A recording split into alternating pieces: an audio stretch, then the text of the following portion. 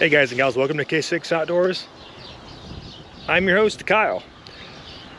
Over here behind me, there's gonna be a new building coming in. We're gonna prepare a pad for this thing. I ordered a 14 by 24 yard building. It is a lofted garage barn, and it's gonna be showing up in a few weeks, so I need to get this prepped. We're gonna peel this sod back here. I've got a load of 3/4 inch stone coming, clean. Put down here, we'll pack it down. We're gonna put some Geotextile down below all of this and you know, get it prepped. It's pretty level over here, but I want to have a nice solid base for it to sit on. You know, moisture, so moisture can't eat at it, you know, and make it last longer, and it's gonna be more stable. So as you can see, we got our, you know, there was a pile of gravel here before, but we're gonna get this sod all kind of dug up and out of the way and you know, get it prepped. I'm gonna go ahead and get the heavy hitch tooth part put on here, and then we're gonna start, you know, digging away. So hope you guys will stick around and check it out with me and have some fun. A little bit of tractor therapy today. Let's get after it.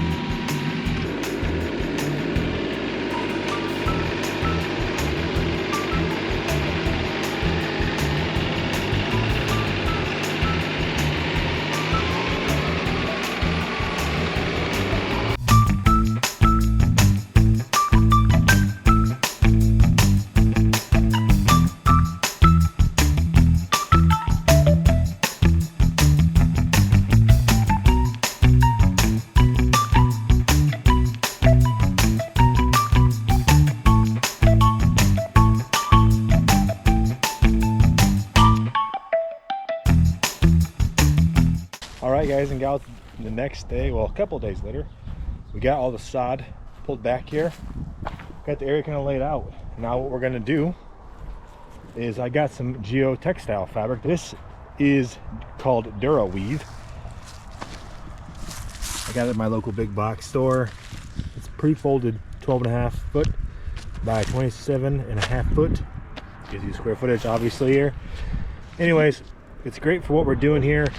It gives you some other, you know, textile comparisons to the Dura Web, which is a very breathable fabric, but it lacks in some of the things like reinforcement, you know, building a pad, and isn't as UV resistant. So, you know, in this area here, I don't have a whole lot of water problems. It kind of runs off. I am putting a 3/4 inch clean stone on top of this. It's a little pricier, but the good news behind that is the water's going to drain through it, and the pad's, you know, not going to stay wet from being, you know, saturated with water.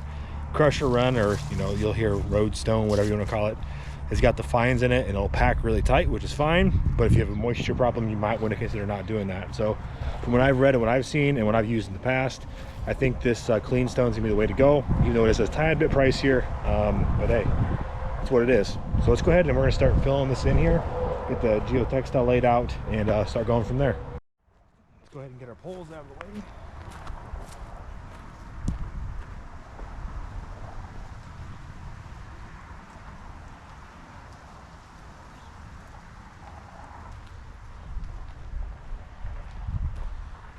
Go ahead and roll it out here.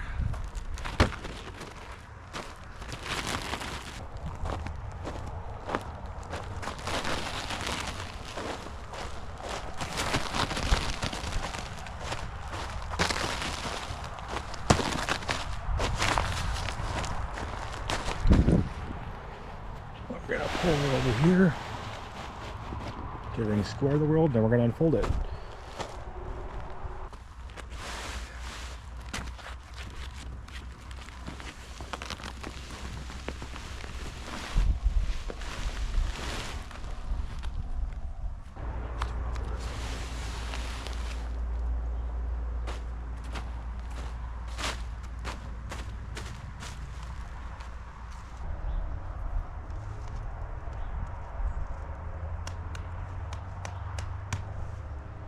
We're using some landscape staples and a hammer.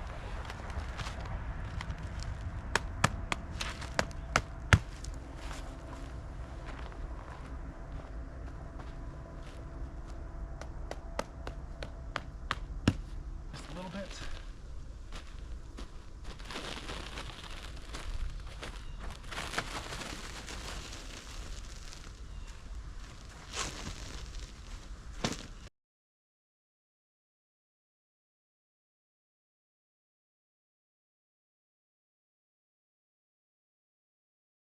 All right, we got the whole geotextile laid out, 27.5 feet in the length direction, and it's, you know, 24 feet wide. So we're gonna go ahead and get some gravel and start working on this, and get it to hold the tarp down for now. Just get a thin layer on, we'll pack it down as we go. We got 19 ton of rock here. We're gonna haul it all back one scoop at a time with the Max in the backyard for the pad, and drive it over it and make it packed down as we can. Let's get to hauling.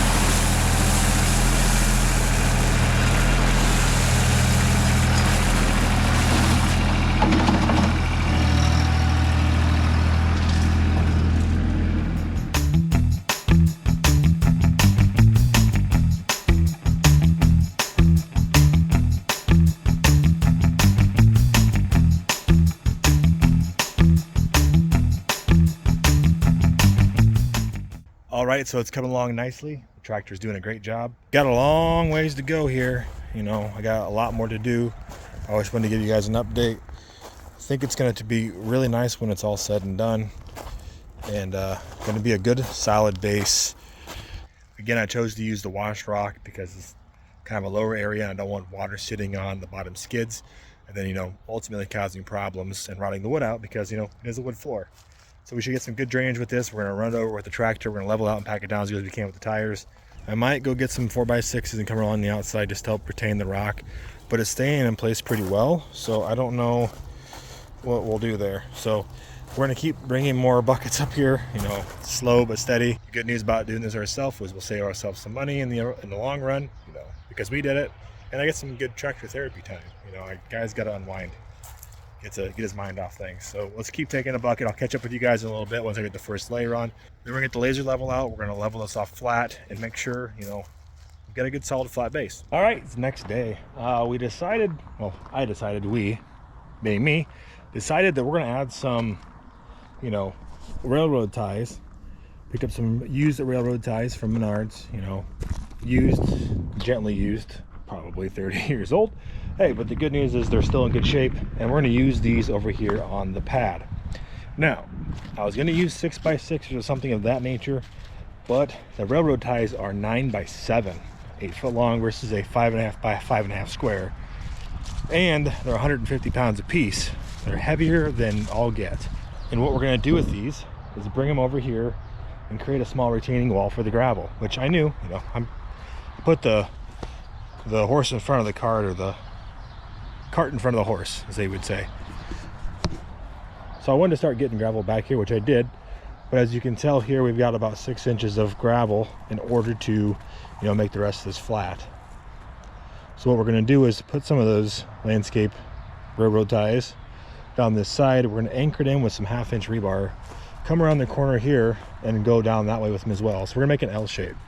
And why we're doing that is, well, because it's lower down here than it is up here.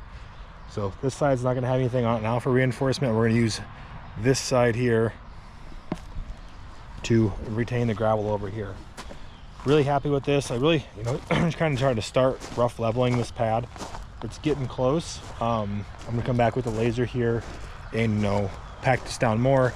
Might rent a vibratory compactor just to make sure I get it all shake rattled and rolled in here flat and locked together. But I don't know, it's doing a really good job of just driving over the tractor. So we'll see how we get when we get there. But let's go ahead and unload those heavy things from the truck.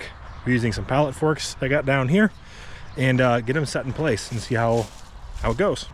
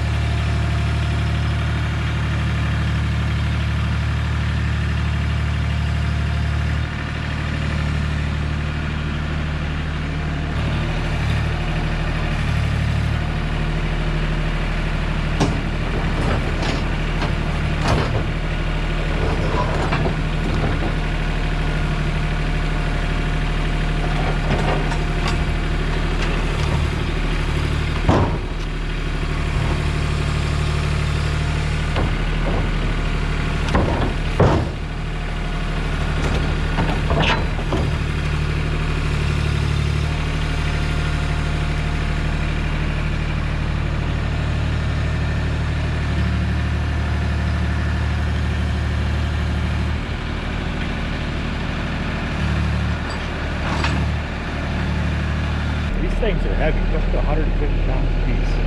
Man. Let's take them over here.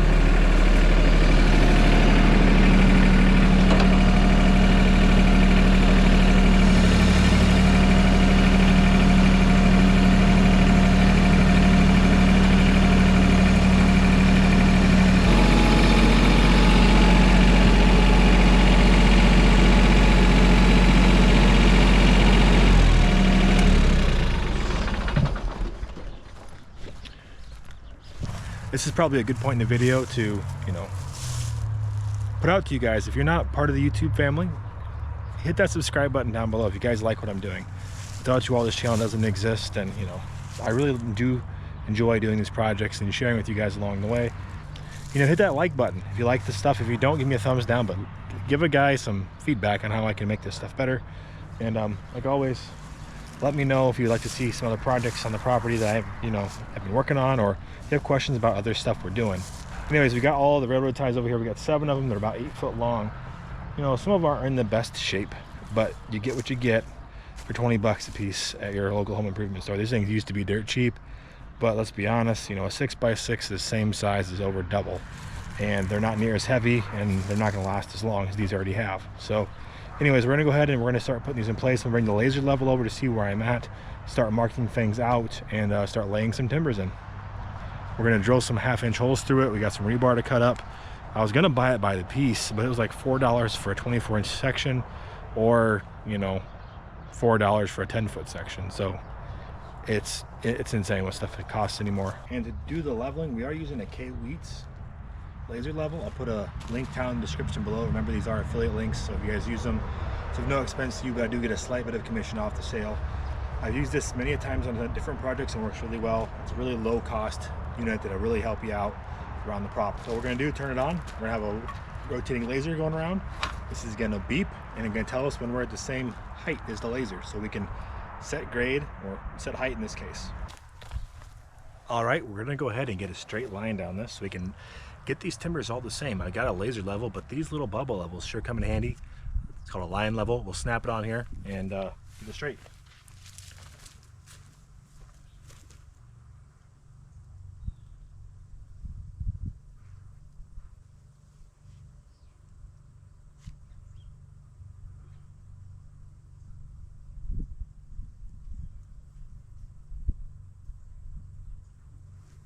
So we got the line here.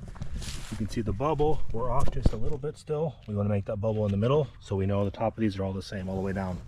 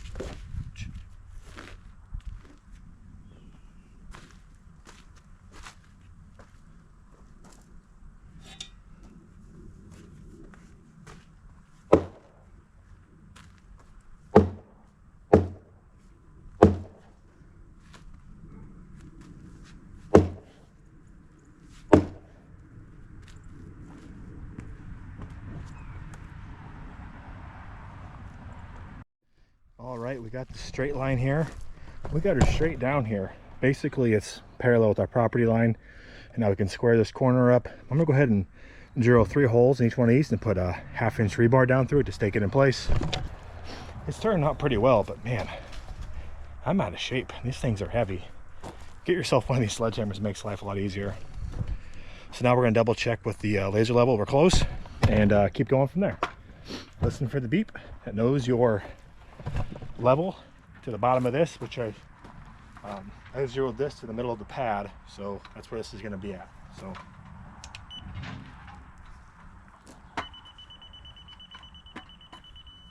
So we're just below, which is perfect. I don't want the gravel above this. I was just going to buy some pre-made 24-inch stakes, but it was $5 for a 10-foot chunk or $4 for a 2-foot piece.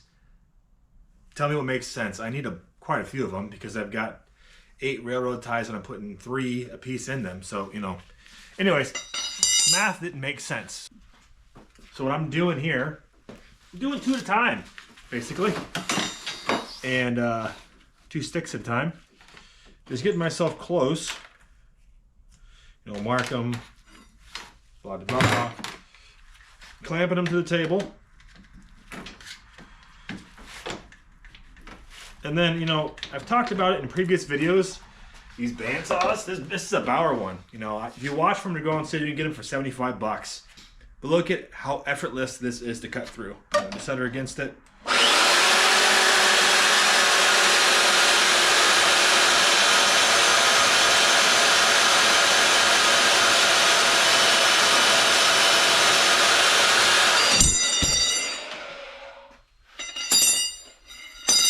I can't argue with that. You know, it takes no time to cut through it, so why would I buy them? Anyways, just some food for thought. Look at these bandsaws if you don't have them. Again, they're not probably the most high quality ones on the market, but they work really good for what they are. You can't argue that piece.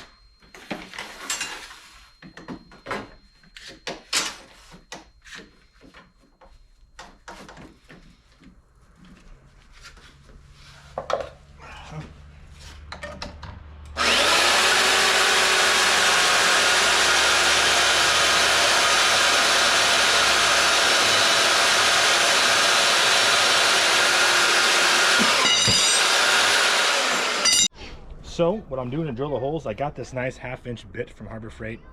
Check it out, it seems to be working really well through these hard railroad ties. And I'm using a 5-inch spade drill after that to kind of start a pilot hole so I can get the stake started. I'm not a professional sledgehammer user, so.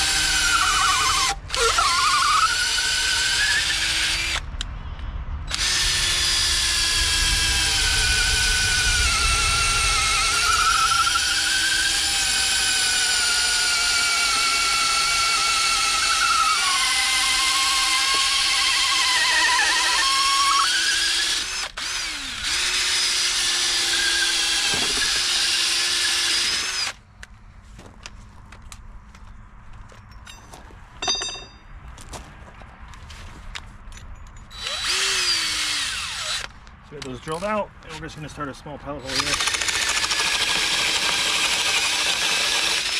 just to help me get the stake started. All right.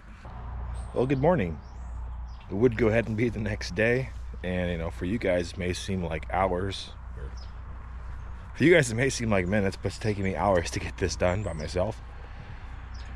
These creosote-soaked railroad ties are extremely heavy, so wouldn't recommend doing this by yourself, but if you have to, you have to. You know, just be careful of your back.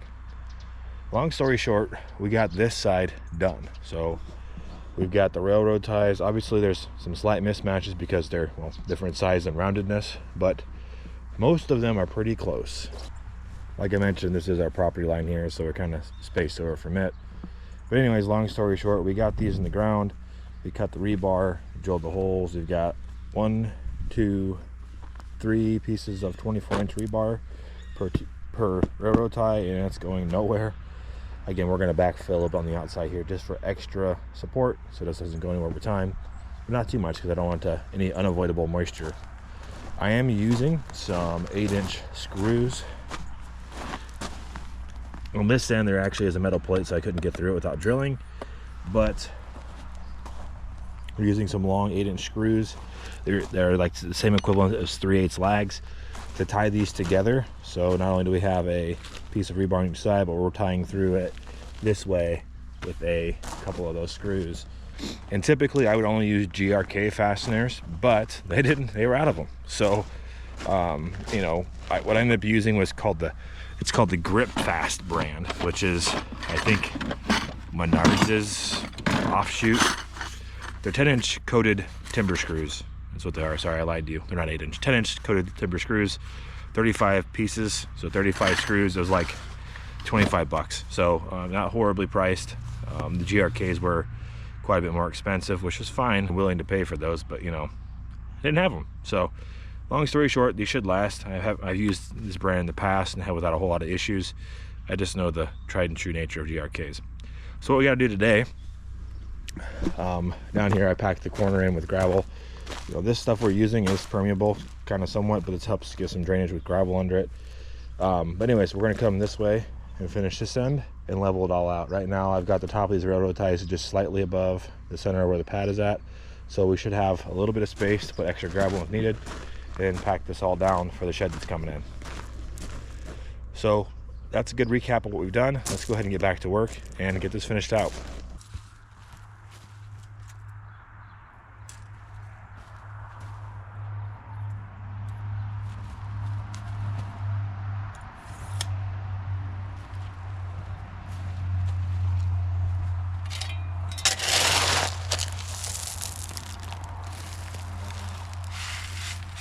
We're going to add some gravel, pack it in underneath this, bring it up a little bit.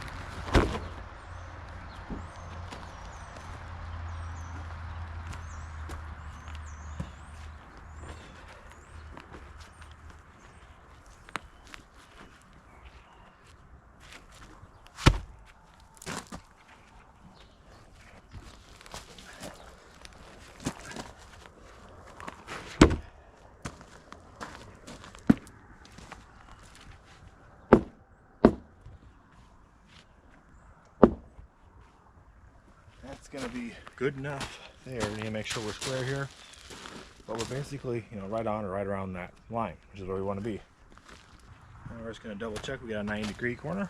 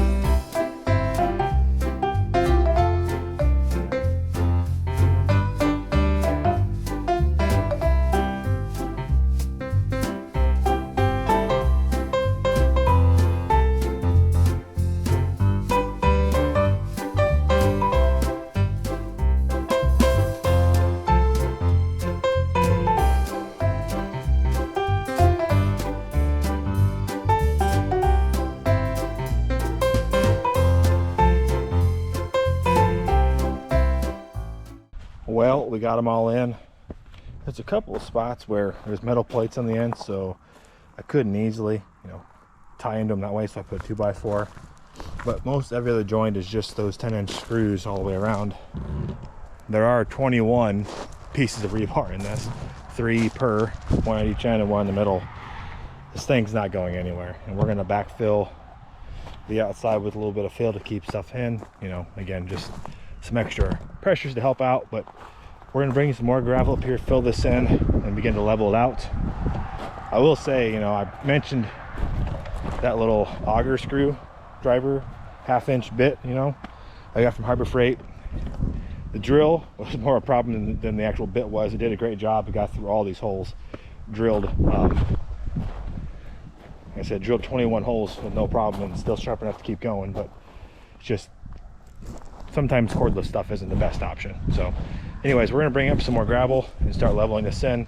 We got a few weeks before the actual shed shows up, but looking good. I'm really happy with it.